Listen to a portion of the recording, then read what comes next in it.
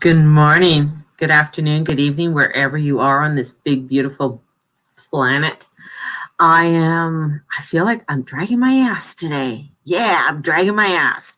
It is one of those obscure, weird kind of Uranian Aquarius days. So, good morning. Hello, Amanda. Thank you for joining me. Thank you, everybody, for coming on in and taking a peek and seeing who this crazy lady is. So, my name is Mary June Tracy. I'm a psychic medium, spiritual love of life coach, and coming to you with the 411 of the Cosmic Highway. Looking at a few things this morning, and I feel like, with the sun conjuncting Saturn, I mean, that it happens once a year, and it's in Aquarius. So, there is this energy of, the sun is highlighting Saturn. Saturn is authority. Saturn is it's coming in where it's like, because it has its rings, and just coming in and joining Saturn there. And he's a big dude, right? So this is one of our bigger planets, and then the sun. And so there's this energy of explosiveness. And here's this feeling where people are coming out where, you make a remark, and of course everybody's going to come up with evidence against that remark or for that remark or whatever it is, and it can get kind of crazy. And this is where I feel, especially with a lot of, with Jupiter squaring off Uranus, and even with Mars passing. Mars has this energy, and he's like, wow, I just got energized, I got zapped, and he's like, wow, let's get going. And he's off and running, and feeling like Speedy Gonzalez here. And there's just this, you might be feeling the zapness and feeling a little bit of energetic, but then you're just, there's this unsurety on direction, or maybe unsurety on where you want to step forward. And I feel like there's a weirdness in the air. There's this electrical weirdness that's in the air, electrical weirdness of this Uranus Aquarius energy that is coming through. And Aquarius is this, they are the abstract. When you look at the glyph for Aquarius, it's two waves, right? One on top of the other. So it's a wave of, when we look at waves of information, waves coming in. So there is this energy of waves that are coming in, and it's very electrical because it's ruled by Uranus. So there's this electricity that's kind of like buzzing through the air. Yet through that buzzing, I think it's like really getting people very kind of like energized. And what they're showing me is with this electricity, it's awakening different parts, awakening, parts of us, and there's this energy that's coming forth, and I can feel the illumination that wants to come out, yet behind it is this persona of us, our ego, our id is there. And this persona of this ego and this id wants to illuminate, wants to be there, yet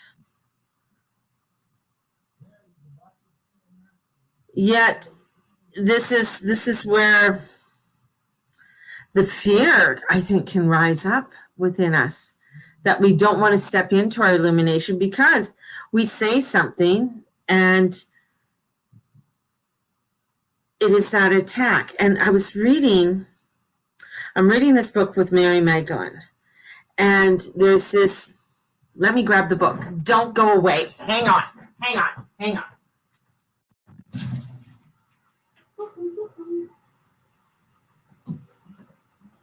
Hey, baby.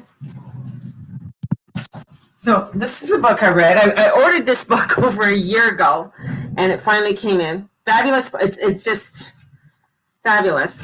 Now there's a part in here, and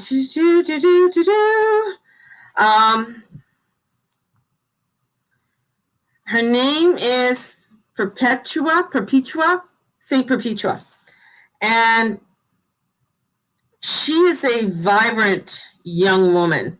And her diary comes, her prison diary was in the year 2000 or 203, and it's about her passion. And she was 22 years old. So this passion of this woman who was put in prison because it was illegal to form her radical faith, then, it was a vision form of faith more radical than what Christianity would become in centuries later. In the beginnings of Christianity, it was a faith. It was a belief, right? And here's this woman. She was a daughter to her father, a wife to her husband, a mother to her newborn son.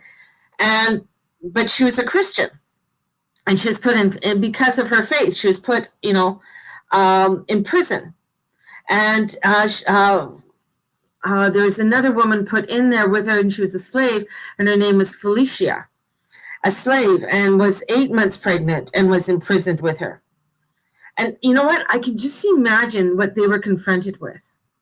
These two women, everything's stripped down, whatever was played out within the Roman hierarchy was stripped away. So these women became like equals within here, and within this being imprisoned. And what struck me, and I'm feeling this Uranian energy as it's coming through, and we being illuminated. Yet so many of us don't want to step into that illumination because of the fear of persecution that is coming out so intensely, and it's saying, what is right, what is wrong. You mention and you say something about freedom of speech, and then somebody goes at you and say, well, you don't know what you're talking about, or you're overstepping your bounds, or they're proving people are guilty even before they've gone to court, even before a trial has been, coming out. And the premise, this Christianity premise, is that we all are equal in the eyes of God, or the good. So the thing is that this is a premise. This is a premise that was in the beginning of Christianity and in the Mary's Gospel, and leveled out the fervently held belief in society that were based on sex, race, property, wealth, and citizenship. And women were defined by their social status as daughters, wives, and mothers. A woman, no matter their social standings, were considered property with a little rights as slaves. So, we've come a long way. But what I'm saying here is that, yes, we've come a long way. Yet, there is still this part where we have to mind our P's and Q's. Don't speak out of turn. And it's where even something there. A worship for yesterday went because I read tarot. Exactly. And our governor general resigned. And I say hallelujah, because I've heard what she said. She does not believe in astrology. She only believes in science and fact and the law. And that is it. She doesn't believe in anything that has to do with like spells or witches or pagans or anything along that line. She's, that's totally woohoo, and she's, doesn't believe it. But she resigned. She had to resign because she had a lot of people that worked around her, said that she's very abusive, that she has said a lot of derogatory things to people. So she's stepping down, which I think is fabulous. But here it is that with this woman in prison, and her father came to her and her, begging her and pleading her, renounce your faith, renounce who you are. Right? So that's where it's coming in. And how many people would actually renounce who they are to save their life? Probably a lot, But she asks, she says, Father, do you see this face here? And could it be called anything other than what it is? So she's saying, this is who I am. I can't be anything other than who I am. And this is where this energy is coming in, is that you got to be true to who you are. Because if you're not true to who you are, and I know that even for my own self, you're going to be very unhappy. Your body's going to react in some way. And there's always going to be a part of you that is crying out to be heard. And, you know, in this book, and there was another part that I was reading where the girl who baptized herself, and this was with Paul, and one of the young women who followed Paul, and she followed Paul till she lived till she was 90. But this part was taken out of the Bible, was taken out of a lot of Christian writings, because it was a woman who baptized herself. Like, what right does a woman have to baptize herself? What right do you as an individual have to say this is who you are? And it's funny, I had a conversation with a client yesterday about, you know, attunements, and yes, and it's great to have attunements. It's great to understand the lineage and everything else like that. But let's go, like, if you feel, you know, you have it, you feel you have had, you know it truly, fully, why not go out and do it? Why not go out and baptize yourself? Because what makes anyone else more powerful than anyone, right? And that's Saturn. Saturn comes in with this power, with the sun wanting to illuminate and saying, I have the power. I am the all-knowing. You got to follow these rules. This is what I'm saying. This is what I know. I'm telling you, this is the fact. That's where this you know, where this energy is coming in to sway people and sway them in a strength or authority and want control. But the Aquarius is freedom. It's freedom. And we're coming into where there's going to be what? When Venus sits there? Like 5 planets, 6 planets in Aquarius? Haven't had that since 1962. That was a crazy year too. I mean, this is where freedom, uniqueness is coming in. And why not? God is within us. Exactly, because that's what it's saying. Like, God is in with each other. You have that divine authority. You have it. It's there.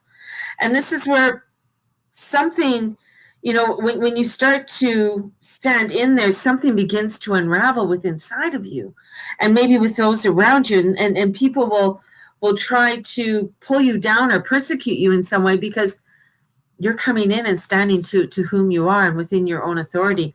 And I love the idea that she baptized herself. You know, she was 17 years old, betrothed. But this is a story of coming in with power, not allowing someone else to deem you to be a certain way or a certain person, right? Not saying that you have to abide by this, you have to do this. This is coming in, and this energy is like being that unique, beautiful, loving, charismatic person you are. And I'm not wanting to cause arguments with people. I'm not wanting, I understand, you know, people's position and what they are saying, and what they're standing for and their fears, right? This is where it's like coming in, and somebody even called me, they called me something like, oh, a pearl grabbing person or something like that. I can't remember what the hell they called me. Let me pull this up. But because I was mentioning things about freedom of speech and the woman who got fired in Ontario, and I just, you know, I think maybe she did it the wrong way. She doesn't believe in masks. She doesn't believe in social distancing. And it's just in Ontario, it's a huge uproar because everybody's in this fear state of energy. And, you know, coming in where maybe I shouldn't have mentioned anything, but, you know, coming out and saying something where now you want to name call me or say something. It's just like, yeah, you know what? God bless you. I'm not even going to go into the conversation anymore. This is where it's standing up and still continuing to shine. It's like, okay, if you don't like what I'm saying, okay, I'll just move on. I'll go somewhere else. But that's not going to change me for what I believe. It's not going to change me from me looking at and trying to find truth in everything that I do. And that's where this courage is coming in, and coming into face to face the courage, and coming in for us to recognize our courage, recognize our if I go that way, I'm trying not to get this. I don't want to close my curtain because I love the sun coming in. You know, recognize our truth of who we are, recognize that beautifulness, and allow ourselves to shine. And not, you know, because people are going to come out. You're going to have a lot of people, you know, calling you a Satan because they don't understand. They have their God as power. They don't have their God. They put God as being this powerful being, this all powerful being, and not having this truth to come in. And there's a part in here too. Just wait, as I was reading last night, of being angry, right? So people being angry because you don't believe in what they believe. And, you know, even here it is. This is what you wrote. I feel sorry for you. So she's talking about this woman who wanted to convert her to Jesus. I feel sorry for you that your God is so small, that your God has such a fragile ego, he'll send us to hell if we don't believe in him. And that your Jesus only loves his own followers, people who are surrendered over everything to him, like some power-hungry, twisted cult leader.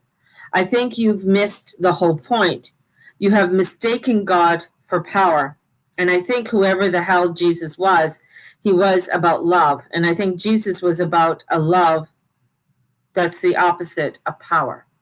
And that's where that's where this energy that I feel is there, is that people are missing this point of wanting of this Aquarian, and we got a long ways to go, but coming into the power of love and making the love the highest agenda, instead of thinking that, no, if we don't do this, this is like, I got to surrender over to this person because that's the only way I will be able to be saved. I have to surrender. And whatever that power is, that power could be the power of wearing a mask or not wearing a mask, isolation, not isolation. What is that power that we are being forced to surrender to? And if we don't surrender it to, this is where these beliefs are coming in and saying that if we don't surrender to it, then we're bad, we're evil, we're horrible people. Yet, I know with the Neptune squaring the nodes, there's a lot of disillusionment. There's a lot of misinformation and that's coming out. I don't know if I'm making sense right now, but I just feel like there's a lot that's coming out on people, a lot of information, and a lot that people are very touchy, and people are out of sorts, and there's a lot of fear that's coming in. And I didn't watch the whole thing down about in the States. You know, I watched bits and pieces of it. But what I did see, it was, and I mentioned this to quite a few people, now I've seen it, you know, being mentioned in other places. It was like the Hunger Games. Interesting. District of Columbia. You know, the first Hunger Games was in the district of whatever it was. And that bird on Lady Gaga's head, and just the outfits that each of those women wore was just like, wow, this is just too, it's just something not right. Something not right. And it doesn't feel right. It doesn't sit right within me.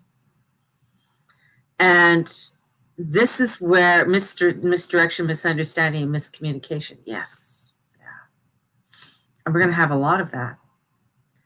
That's where, you know, standing into this light, this electricity of illumination that's coming forward for us. Some of us will step into that suit. Some of us won't. But it's not for us to make judgments of those who don't want to step into it. It's a hard suit to wear. Some are not ready for it, and that is fine. But that's not for us to condemn them or put them down. It's for us to understand and love them and send them that love and send them that compassion so that they could one day rise up. One day maybe see that they are that love, they are that beauty, and that we can live in a place that brings in harmony, joy, and peace. But it's going to take a little bit of fortitude, and it's going to take some thick skinness, and definitely will, putting up your God shield and your protection of standing into that truth of what needs to be illuminated within us all. That's where we're heading. That's the energy that I feel that's coming in, especially this weekend. It's an energy that wants to start to begin to illuminate us. And it will feel tired, and we will feel like maybe we're not good enough, or we're not, who are we to say something? Who are we to do something? We might feel like we have that, false prophet syndrome. But I feel we all have a voice to say something. We all have something to say. And sometimes people are not going to like what we say, and that's going to be okay. But it's like, if they don't like it, they don't like it. It's not to come back and bash them with your rhetoric. It's there to say, you know what? I understand what you're saying. God bless you, and I respect your opinion. When you say that, it's like it's not that you're. It's like nobody wins and nobody loses. It's just like, okay, that's your opinion. It's not going to be my opinion, and nor what you say or what you do, is going to sway, because you could pull out so much shit, and you could pull out this part and this part, and I can bring you this evidence and this evidence to show you what is truth, and I could do the same. But at the end of the day, it comes to love. At the end of the day, it comes with respect. At the end of the day, it's coming to ownership and saying, hey, you know what? Maybe I did this wrong. I take the ownership of it, but that's not going to change my beliefs of who I am. And sometimes we do things that are fucked up, stupid, and out of a line. And sometimes you think some people should know better, but you know what? Doesn't matter how old you are, you're still going to be fucked. You're still going to fuck up. You're still going to make bad decisions. You're still going to be doing something that maybe other people aren't going to like. But that's okay, because that's all part of being human. That's all part of our walk. That's all part of what we are sent here to do. We're not sent here to be perfect human beings. We're set here to live our lives and find that freedom and uniqueness that is within each and every one of us, and allowing us to express it. When that expression is being withheld from you, when that expression is coming out and you are unable to be able to express what you think or say or be,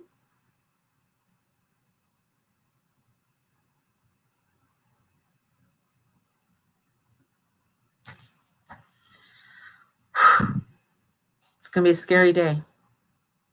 Scary day. So stand out, be your uniqueness. Come out and be your weird. Come out and be that beautiful person that you are here to be.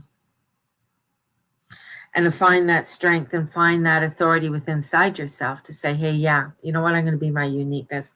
I'm coming out in my love. I'm coming out with my passion. And I'm going to love, sometimes I'm going to love somebody or like somebody that other people may not like. That's okay. Everybody deserves love. Everybody deserves that. And this is coming out where we come out into our forgiveness. And forgiveness, and stepping into the forgiveness. And if we all started to do that, if we all started to come into the forgiveness, I know many people don't believe in forgiveness. They think, why should I forgive somebody who was a dick? And it's not allowing them to get off the hook for whatever they did. They have to take that ownership of whatever the dickness that they did. But it's not staying in the vibration. It's moving away from the vibration of that crazy, of that dickness. And stepping into the joy and the love. That's where we need to be. And that's what we need to step into today. Stepping into that light. That's where I am going to leave it. Step into your light, step into your uniqueness, and allow yourself to be the most beautiful thing that you know that God, the goddess, knows you are. Always shine your light. Be sparkly today. Add some sparkle to your day. May the Lord and the Lady watch over and bless you in all that you say and all that you be and all that you do. Sparkle today. Sparkle. All right? Be that sparkle. And have a blessed one. Bye-bye.